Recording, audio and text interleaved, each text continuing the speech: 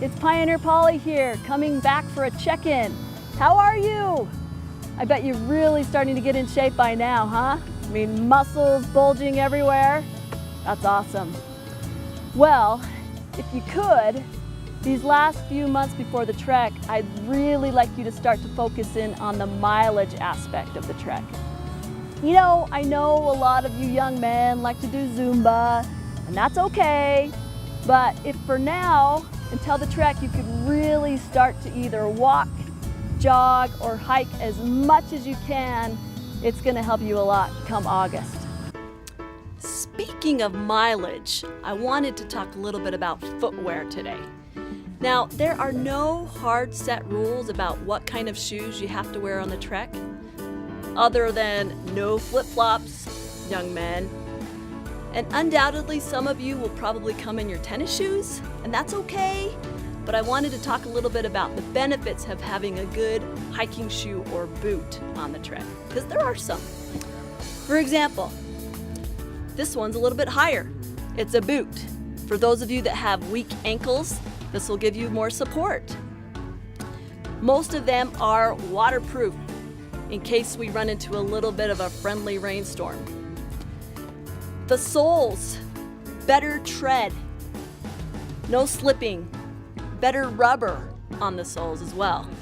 And in the better hiking boots and shoes, there's actually a steel shank that goes up and down the sole so that you're not gonna feel all those little rocks and bumps as we go along the trail. So it'll just make you happier. Socks. Really quickly. This is your usual cotton kind of gym sock. In fact, it's 55% cotton. On the trek, the less cotton, the better. This sock is actually 0% cotton. And what that helps with is moisture wicking. Your feet are drier, that means you're gonna have fewer blisters. Now it's gonna be hot, so you don't need a thick sock. This is pretty thin. You might wanna get 2 pairs for the trek, but don't wear 2 at the same time. You know, one for one day, one for the other. But we don't want you to get blisters. Happy feet means happy little pioneers.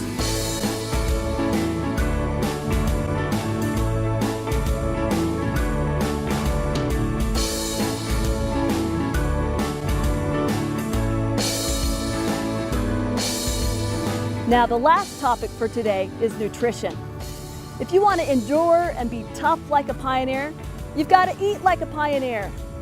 Well, okay, not all of the time. But you've known about that little food pyramid ever since you were in the 1st grade. You don't need me to tell you what foods are good for your body and which ones aren't. We're talking about fruits, vegetables, dairy, fiber, and water. Lots and lots of water, especially when we're on the trek. Now, summer is almost here, and the trek is getting closer. Take advantage of these last few months to get yourself just as prepared as you possibly can, both spiritually and physically. You do this, and you'll have an awesome trek. So Zion's Youth, I'll ask you one more time, are you pioneer enough? I know that you are, and I'll see you on the trail.